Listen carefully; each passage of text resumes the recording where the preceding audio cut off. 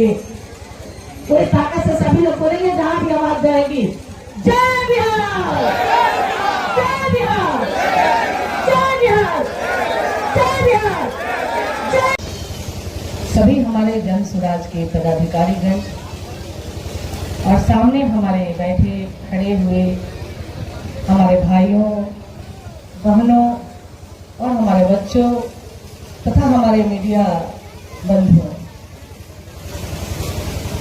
आप प्राय 1.5 घंटे 2 घंटे से जन स्वराज के बारे में सुन रहे हैं। जन स्वराज आएगा, 5 काम हो जाएगा। मीडिया पर प्रशांत जी की बातों को भी सुन रहे हैं, लेकिन ये सारी बातें जितनी भी हो रही है, ये सबसे एक अलग हम सबके लिए एक बहुत बड़ा टास्क है और हम सबको बहुत बड़ा सोचने और समझने का वक्त है। आखिरकार आज जन स्वराज के लिए इस तरह की भीड़ क्यों हो रही है? आप देख रहे हैं कि प्रशांत जी जहां जा रहे हैं, प्रशांत जी की भीड़ में नौजवानों की संख्या, युवकों की संख्या जहां एक तरफ अपना दिल दिखा रहा है तो दूसरी तरफ महिलाओं की संख्या, बुजुर्गों की संख्या भी आशीर्वाद देने से नहीं थक रहा है।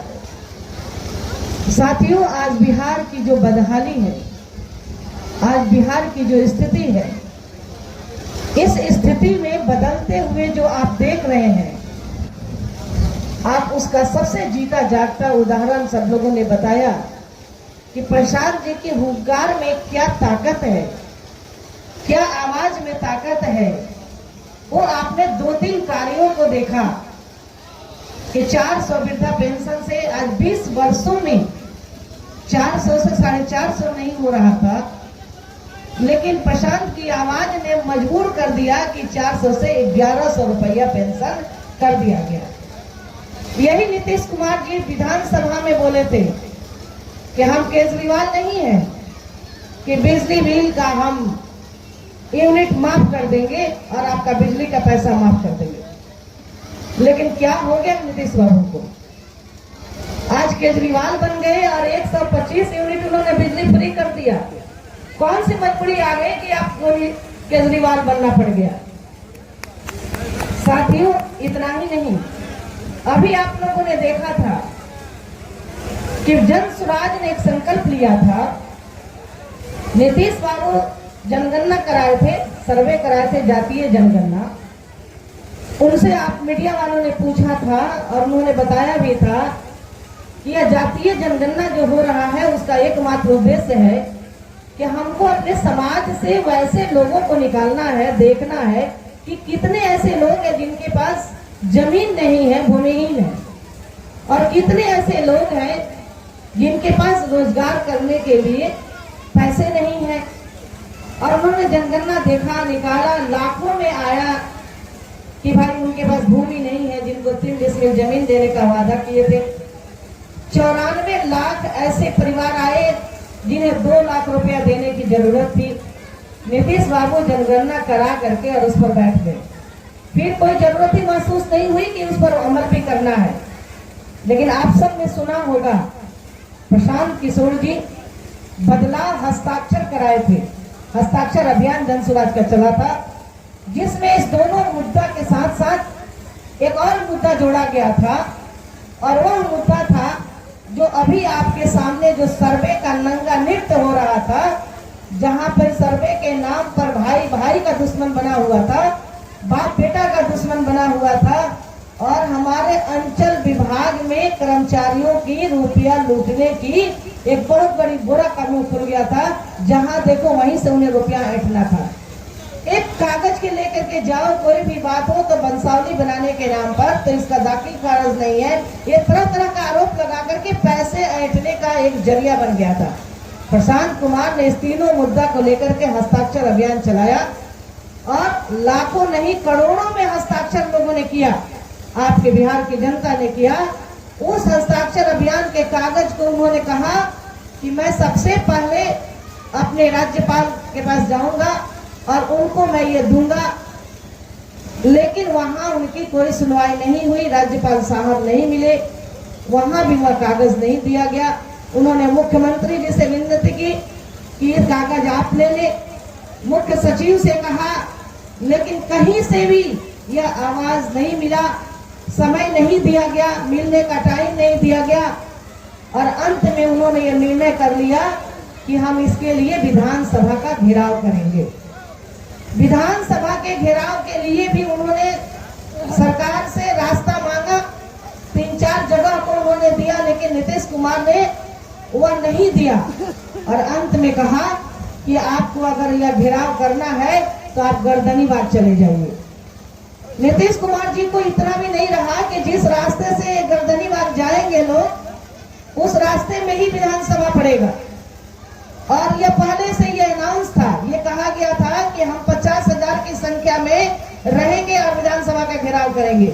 और आप सब ने देखा होगा कि वास्तव में 40 से 50,000 की संख्या में जन स्वराज के लोग गए और विधानसभा के घेराव के लिए जब शेखपुरा हाउस से लोग निकला तो सड़कों पर चारों तरफ जन स्वराज ही दिखाई दे रहा था। और आगे जा करके आपने देखा कि पुलिस ने रास्ता रोक दिया। और रास्ता रोकने के बाद आपने प्रशांत किशोर के उस तेवर को देखा होगा। पहली बार ऐसा हुआ जहां नीतीश कुमार की सरकार में जन स्वराज के ऊपर लाठी तो उठा, लेकिन 2-4 लाठी उठने के बाद ही वह लाठी रुक गया और सारे पुलिस प्रशासन थम गए। ये पहली बार हुआ था, नहीं तो नीतीश सरकार में आशा कार्यकर्ता गई तो पीटा गया, शिक्षक गए तो पीटा गया, बीपीएससी के बच्चे गए तो पीटा गया, पुलिस लोग गए तो पीटा गया। कोई एक ऐसा डिपार्टमेंट नहीं था जो डिपार्टमेंट अगर गया हो उनसे मांगने के लिए न्याय, उनसे अपना अधिकार मांगने गया हो और उनको मिलने दिया गया हो या उन पर लाठियां होगा। सोशल मीडिया पर लाखों नहीं करोड़ों के लोगों ने देखा, सराहा जब उन्होंने डीएसपी को पकड़ा और कहा कि लाठी चलाओगे, बुलाओ अपने नीतीश कुमार को, है तुम्हारी ताकत लाठी चलाने की। और इस तरह से करने के बाद आपने देखा होगा कि वह रुक गया।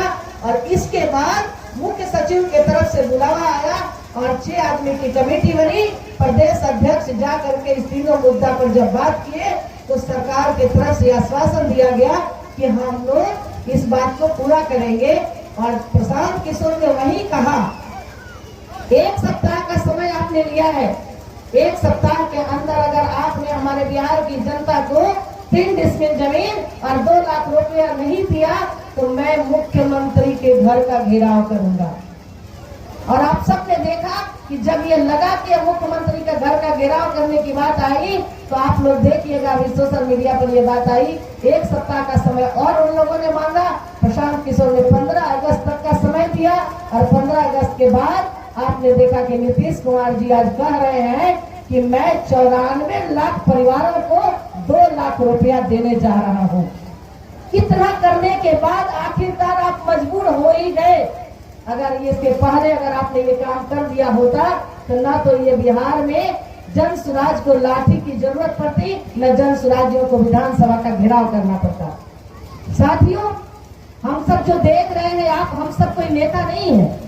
मैं आज तक जिंदगी में कभी कोई राजनीति की मंच पर मैंने कदम नहीं रखा था।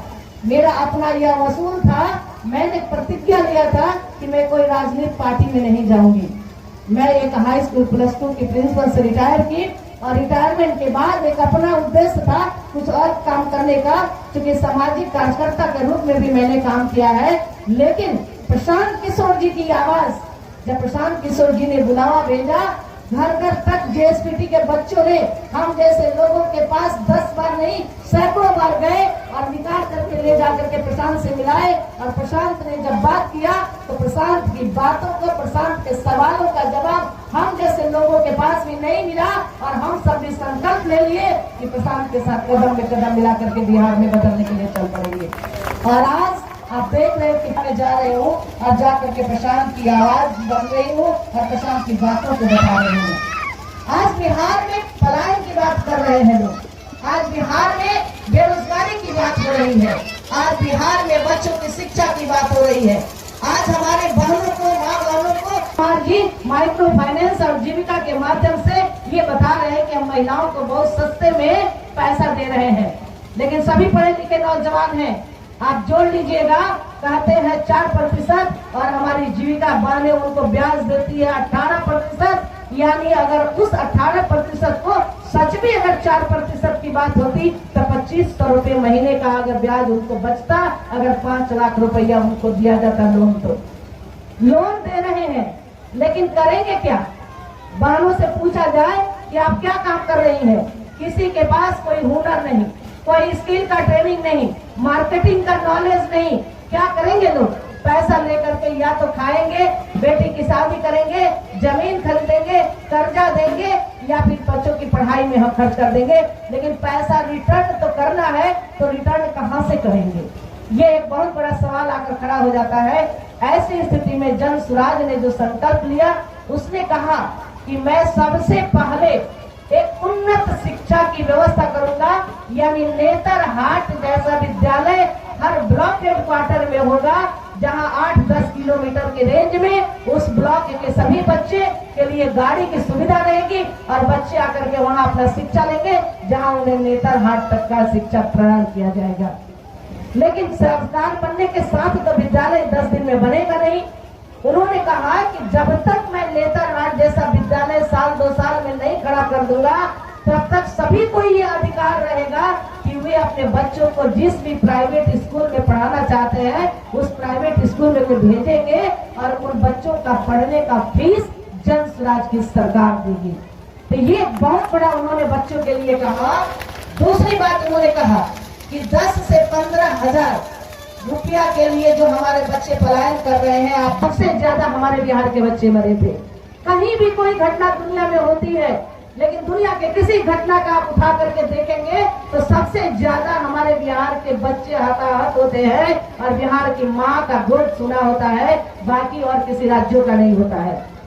हमारे नरेंद्र मोदी जी प्रधानमंत्री हैं, लोग मुख्यमंत्री नहीं है, लेकिन प्रधानमंत्री पूरे राज्यों का होता है, पूरा देश का होता है। लेकिन वह भी इतनी दुर्नीति लेकर चलते हैं। यह चीजें भी तब समझ में आया जब प्रशांत किशोर ने हम जैसे लोगों के भी आंखों का वह चश्मा हटाया और बताया कि किस तरीके से बिहार के लोगों को छला जा रहा है। आज नरेंद्र मोदी जी जब बिहार में आते हैं तो वे दिखाई देता है कि बिहार में श्रमिकों की संख्या ज्यादा है, बेरोजगारी ज्यादा है। इसकी चर्चा कभी नहीं करते थे, लेकिन श्रमिकों की बात करते थे और कहते थे कि मैं आपके लिए 2 ट्रेन, स्पेशल ट्रेन अब की बार दे रहा हूँ, झंडी दिखा करके मैं ट्रेन चला रहा हूँ ताकि श्रमिकों को आने जाने में कोई तकलीफ नहीं होगी। अरे मोदी जी, आप अगर श्रमिक यहाँ ज्यादा है तो क्यों आप इसे गुजरात और बेंगलोर भेज रहे हैं? क्या जरूरत है ट्रेन की? आप क्यों नहीं, आपके एक इशारे पर यहाँ फैक्ट्री लग सकती है। मोदी जी की आज वह ताकत है कि एक इशारे पर अगर किसी को कहे तो बिहार में फैक्ट्री लग सकती है। तो मोदी जी आप यहाँ फैक्ट्री क्यों नहीं लगा रहे हैं? ये श्रमिक बाहर नहीं जाए, ये ट्रेन में लैट्रिन के डब्बे में ठूस कर जो आते और जाते हैं तो वे अपने घरों में माँ बाप की सेवा करते हुए 10 से 15 हजार रुपए की नौकरी करेंगे। इसकी व्यवस्था आप क्यों नहीं करते हैं? यह बात क्यों नहीं आप सोचते हैं? जब गुजरात चले जाते हैं तो गुजरात के मंच से कहते हैं कि गुजरात अब ग्रीन सिटी बनेगा। गुजरात में अहमदाबाद से मुंबई के लिए बुलेट ट्रेन चलाई जाएगी। 1000 करोड़ रुपया आपने लिया और आपने बुलेट ट्रेन अहमदाबाद से मुंबई का दिया, लेकिन क्या हुआ? 1000 करोड़ रुपया गुजराती ही भरेंगे कि पूरे भारतवर्ष के लोग भरेंगे? अगर पूरे भारतवर्ष के लोग अगर उस कर्ज के हिस्सेदार है तो उस सुख और सुविधा का हिस्सेदार क्यों नहीं बन सकते हैं? यह एक सवाल पूछने वाला कोई नहीं था। आप सबों से मैं ये बात बताने आई हूँ कि आप सब लोगों के पास कल तक कोई मौका नहीं था। हम लोग के पास मजबूरी थी, या तो हम राजद को वोट देते थे या हम भाजपा को वोट देते थे। लेकिन राजद को वोट दिए हम तो भी मुख्यमंत्री कौन बना? नीतीश कुमार। भाजपा को वोट दिए, भाजपा की सीट ज्यादा निकली, लेकिन मुख्यमंत्री कौन बना? नीतीश कुमार। तो एक ही व्यक्ति उलट रहा है, पलट रहा है और हम और आप इसी पर गर्वान्वित हो रहे हैं और हम आपस में लड़ रहे हैं। हम कहते हैं कि अरे हम तो राजद है, हम तो भाजपा है, हम जदयू है। साथियों, अब ये जाति और धर्म और पार्टी पर लड़ने का वक्त नहीं है, अब एक होने का वक्त है। बिहार में अगर प्रशांत आया है तो यह प्रशांत दोबारा नहीं आता है। मौका बार बार ईश्वर नहीं देते हैं, एक ही बार मौका देते हैं। बिहार के लिए यह अवसर है हमारे आपके लिए चुनौती है। अगर इस चुनौती को अवसर के साथ हम जोड़ देंगे तो निश्चित रूप से हमारा बिहार बदलेगा। तो हम सबों को मिल करके अब अपने इस बिहार की दशा और दुर्दशा को बदलना है, हम अपने बच्चों की चेहरा देखकर। इसीलिए प्रशांत कहते हैं कि आपने चाय वाले को वोट दिया, वोट की कीमत आप नहीं समझते हैं। आपने चाय वाले को वोट दिया तो प्रधानमंत्री बन गया, आपने भैंस चराने वाले को वोट दिया तो मुख्यमंत्री बन गया। ऐसा मुख्यमंत्री बना जो अपने खानदान और 7 पुश्त की औलाद को तैयारी करने में लगा हुआ है, दूसरे यादव के बच्चा उसे दिखाई नहीं देता है। आपने सुना होगा प्रशांत किशोर ने लालू यादव को ऑफर दिया था कि किसी भी बिहार के दूसरे यादव को, किसी एक लड़के और काबिल बच्चे को सामने ला दीजिए और उसे आप अपना राजद का नेता बना दीजिए, प्रशांत किशोर पूरा बोरिया बिस्तरा बांध कर आपके पीछे चल देगा। लेकिन लालू यादव में यह भी तो नहीं था। भारत के साथ होनी चाहिए, सारे लोगों को यह लगे कि बिहार की जनता में अपने बिहार के प्रति संवेदना जग गई है और बिहार के लोग अब सोए हुए नहीं रहेंगे। पूरी ताकत से सभी लोग बोलेंगे जहां भी आवाज जाएगी, जय बिहार, जय बिहार, जय बिहार, जय बिहार, जय बिहार। दूसरा नारा लगाऊंगी, जनता का है सुंदर राज, मैं बोलूंगी तो आप बोलेंगे जन स्वराज, जन स्वराज। मैं बोलूंगी जनता का सुंदर राज, आप बोलेंगे जन स्वराज, जन स्वराज। जनता का है सुंदर राज, जनता का है सुंदर राज, जय बिहार, जय बिहार, जय बिहार। बहुत बहुत धन्यवाद।